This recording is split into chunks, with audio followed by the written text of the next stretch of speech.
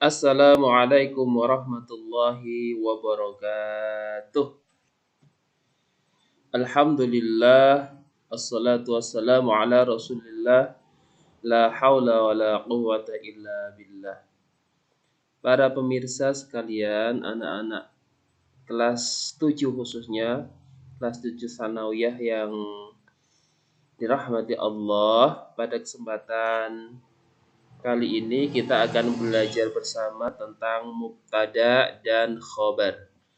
Apa itu al-mubtada'u dan al-khabaru? Mubtada dan khabar. Mubtada, khabar. Kita akan pelajari lebih lanjut. Apa itu mubtada? Apa itu khabar? Al-mubtada, al-khabar. Mubtada, khabar. Mubtada adalah kata benda atau isim yang berada di awal kalimat. Ya, intinya mubtada ini adalah isim atau kata benda yang ada di awal kalimat. Sedangkan khobar adalah kata yang terletak setelah mubtada. Jadi jika kalian menemukan kalimat bahasa Arab, kata di depan kalimat itu kok kata benda, maka dia dipastikan adalah mubtada karena dia ada berada di awal kalimat. Sedangkan kalimat setelah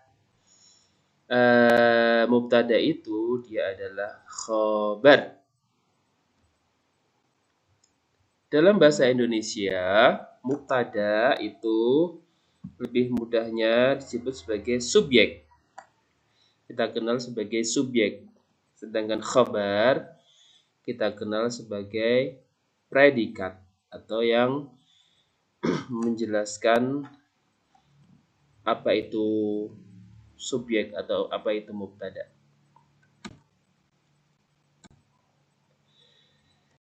Sebelum kita lanjutkan, kita perlu mengetahui sedikit tentang isim atau kata benda ini. Pada minggu lalu kita sudah belajar contoh isim, yaitu isim dhamir, kata ganti atau bisa disebut sebagai isim dhamir. Jadi kata ganti isim dhamir ini termasuk sebagai contoh atau macam-macam isim. Masih ingat apa itu isim dhamir? Macamnya huwa, huma, hum. Lanjutannya apa? Hiya, huma, hunna. Anta, antum, antum. Anti, antum, antunna. Ana, nahnu.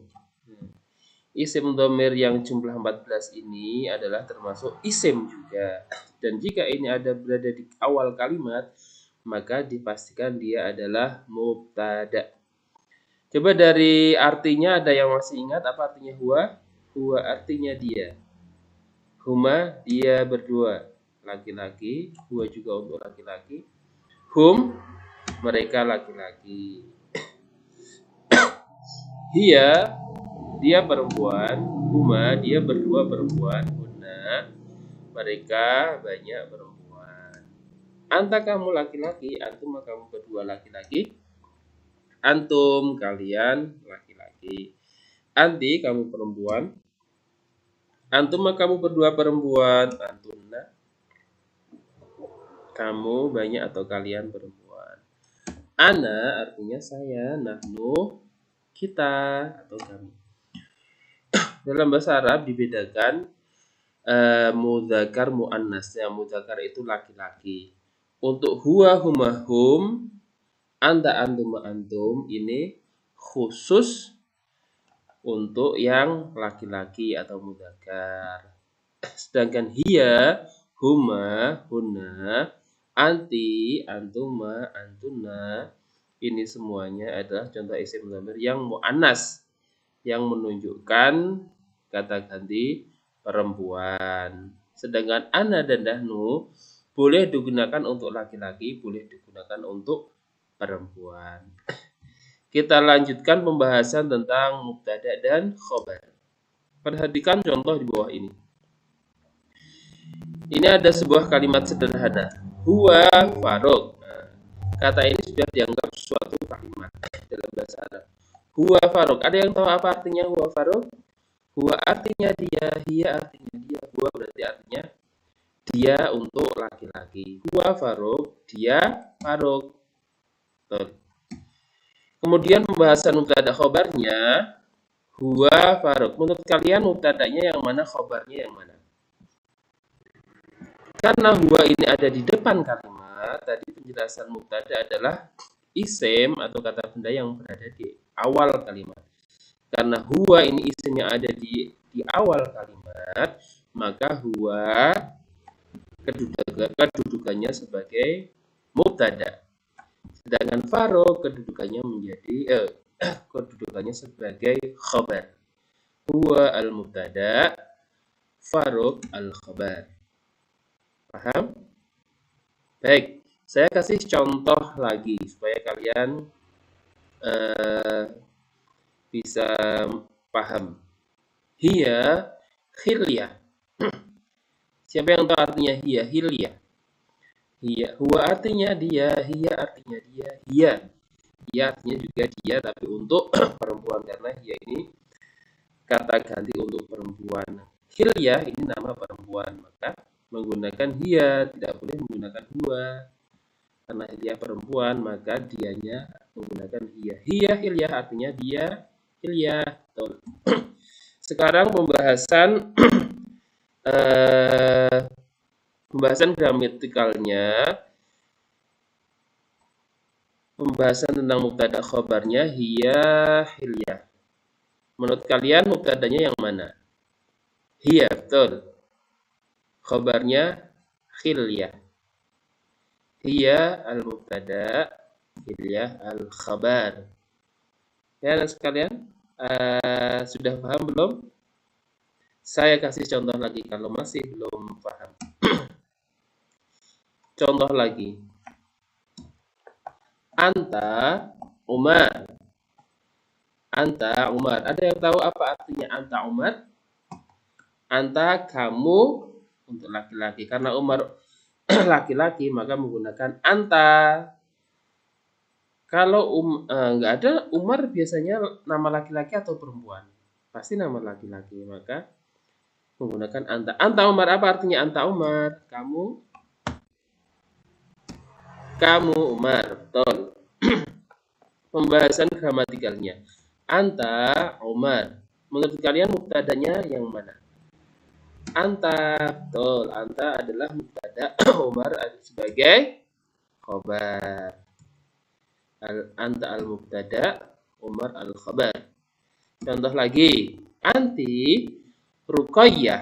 Ruqayyah laki-laki atau perempuan? Perempuan, maka kata gantinya untuk kamu adalah anti. Tidak boleh menggunakan anta. Anti Ruqayyah. Kamu Ruqayyah. Mubtadanya menurut kalian yang mana? Anti Ruqayyah. Mubtadanya adalah isim atau kata benda yang ada di depan kalimat. Karena anti di depan kalimat, maka anti sebagai mubtada, Ruqayyah sebagai khabar. Anti al-mubtada, Ruqayyah al-khabar. Contoh terakhir, coba kalian yang menjawab. Ana Mahmud. Siapa yang tahu artinya Ana Mahmud? Huwa artinya dia, hiya artinya dia, anta artinya kamu, anti artinya kamu, ana artinya saya. Nah, berarti ana artinya saya. Ana Mahmud, saya Mahmud. Ana Mahmud. Mubtadanya yang ana atau yang Mahmud? Mubtadanya. Jelas yang ana karena ana ada di depan kalimat. Isim yang ada di depan kalimat maka dia adalah mubtada. Kemudian khobarnya yang mana? Mahmud. Ana al-mubtada, Mahmud al-khabar. Baik, sampai sini ada yang masih bingung? Mudah-mudahan semuanya sudah paham apa itu mubtada atau apa itu khabar. Mubtada adalah isim atau kata benda yang ada di awal kalimat, sedangkan Khabar adalah kata setelah mubtada. Keterangan, ini penting sekali. Keterangan, khabar dan mubtada harus saling menyesuaikan dalam apa? Jika mubtada berbentuk mudzakkar atau laki-laki, maka khabar harus mudzakkar. Jadi kalau mubtadanya laki-laki, maka khabarnya juga harus laki-laki. Jika mubtadanya muannas atau perempuan, maka khabarnya juga harus muannas, juga harus perempuan. Contoh, huwa Mahmud. Karena mubtada'nya huwa, dia laki-laki, maka namanya harus Mahmud, harus laki-laki juga, nggak boleh huwa Fatimah, salah. Ya, dia Mahmud. Kedudukannya huwa menjadi mubtada, Mahmud menjadi khabar. Mudah kan? Huwa al-mubtada, Mahmud al-khabar. Coba sekarang kalian telaah dan analisis kalimat di bawah ini. Huwa hilyah. Huwa hilyah. Huwa hilyah bisa diartikan huwa dia, hilyah hilyah. Tapi susunan huwa hilyah ini menurut kalian benar atau salah? Huwa hilyah. Huwa artinya apa? Dia untuk laki-laki. Dia untuk laki-laki diikuti dengan hilyah yang nama perempuan. Nah, ini boleh apa tidak?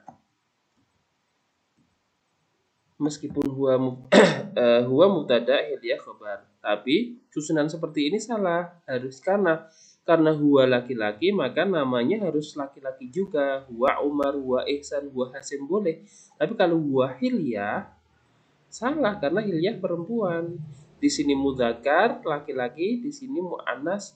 Ini tidak pas. Dalam susunan mubtada khabar harus sesuai mudzakkar muannasnya, laki-laki perempuannya harus sama. Yang benar adalah dia hilyah. Dia hilyah. Oke? Dia hilyah.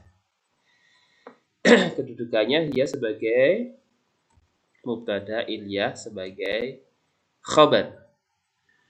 Baik, para pemirsa semuanya, anak-anak kelas 7 sanawiyah khususnya yang dirahmati Allah, kiranya ini saja pembahasan tentang mubtada dan khabar, di mana mubtadanya saya fokuskan ke isim dhamir. Mudah-mudahan bermanfaat. Syukran ala ihtimamikum wa musyahadatikum. Assalamualaikum warahmatullahi wabarakatuh. Ma'assalam.